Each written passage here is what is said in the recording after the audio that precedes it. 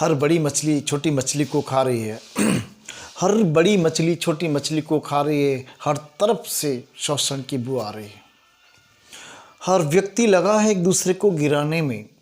हर व्यक्ति लगा है एक दूसरे को गिराने में।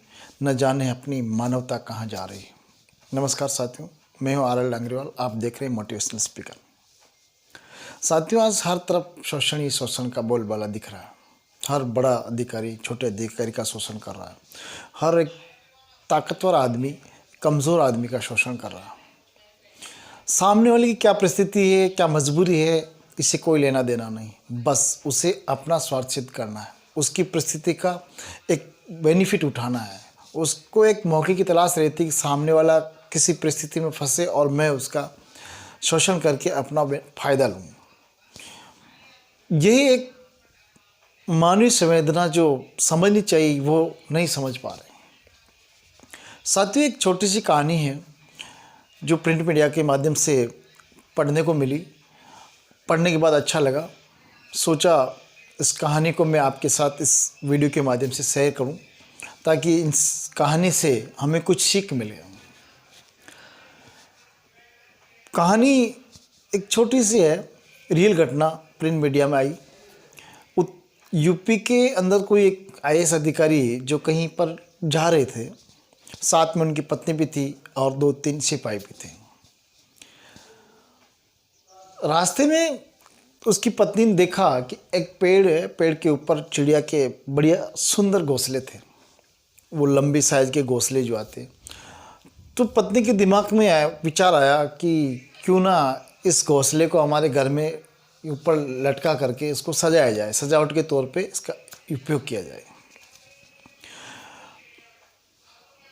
तो अपने पति से कहा कि श्रीमान जी, वो चिड़िया के घोंसले बहुत सुंदर हैं, अपने घर में इसको लटकाएंगे सजावट के तौर पे तो बहुत सुंदर दिखेंगे। आप मंगवा दीजिए 2 घोंसले, हमारे वहाँ बाहर बरामदे में इसको लटकाएंगे, बहुत सुंदर दिखेंगे। अधिकारी महोदय ने अपने साथ आए हुए सिपाही को आदेश दिया कि 2 घोंसले उस पेड़ से लेकर के आ जाएं। सिपाही गए, वहाँ जाकर के देखा एक लड़का बकरियाँ चरा रहा था, पास में बैठा था। तो उसको कहा कि बेटे ये 2 घोंसले तोड़ के दे दे, हमारे भाभी जी को चाहिए, मैडम जी को चाहिए। बच्चे ने कहा कि श्रीमान जी, मैं एक घोंसला नहीं तोड़ सकता हूँ। तो अधिकारी ने कहा 10 रुपये दे दूंगा, बेटा तोड़ दे। फिर मना कर दिया बच्चे ने कि नहीं तोड़ूंगा। फिर उसने कहा बेटे 50 रुपये दे दूंगा, 2 घोंसले तोड़ के दे दे। तो बच्चे ने फिर भी मना कर दिया कि मैं नहीं तोड़ूंगा। तो सिपाही ने उनसे पूछा कि क्यों नहीं तोड़ पाएगा, तो आराम से पेड़ पे चढ़ सकता है और 2 घोंसले तोड़ के दे सकता है।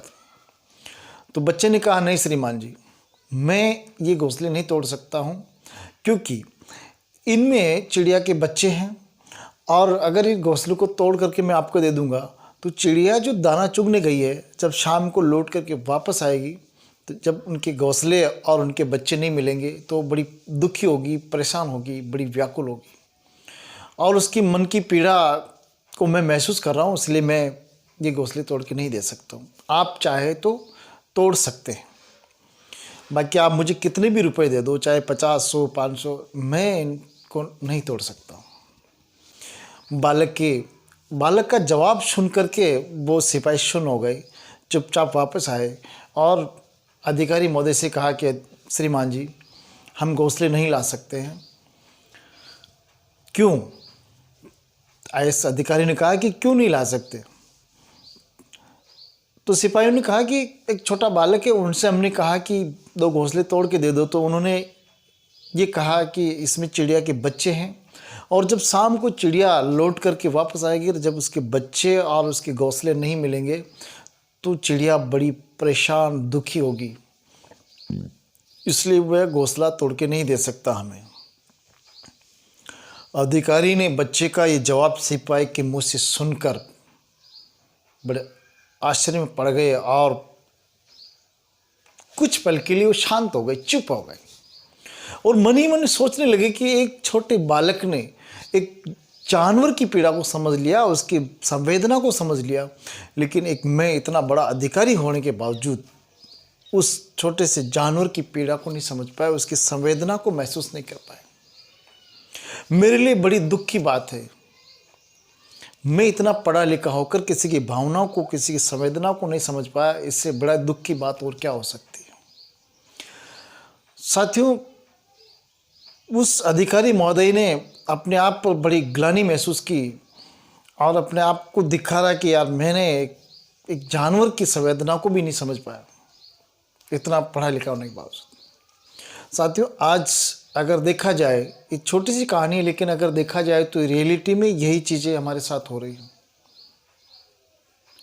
हम दूसरों की भावनाओं को, दूसरों की संवेदनाओं को महसूस ही नहीं कर पा रहे, जिससे हमारे अंदर से बिल्कुल संवेदनशीलता खत्म हो गई हो।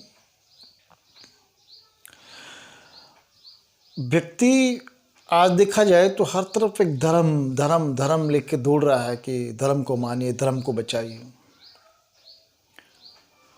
सब जो जिस धर्म को मानता है उस धर्म को बचाने में लगा हुआ।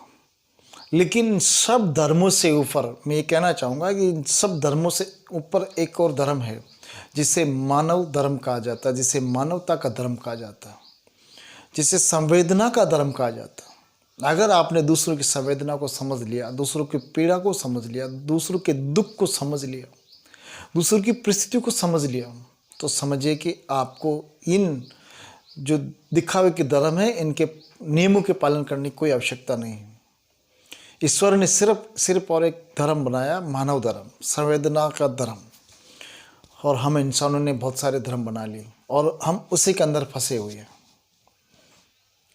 सही मायने में ऋषि मुनियों ने, साधु संतों ने, सज्जनों ने, जितने भी महापुरुष हुए, उन्होंने सिर्फ और सिर्फ मानव धर्म को, मानवता के धर्म को महत्व दिया है, ना कि इन मनुष्य के द्वारा बनाए हुए धर्म को। इसलिए हमें इन धर्मों से ऊपर उठ करके, इन धर्मों से ऊपर सोचते हुए मानव धर्म को महत्व देना चाहिए और दूसरे की संवेदना को, पीड़ा को समझना हमारा परम कर्तव्य और परम धर्म होना चाहिए। साथियों, ऐसी कहानी और वीडियोस देखने के लिए हमारे साथ जुड़े रहें।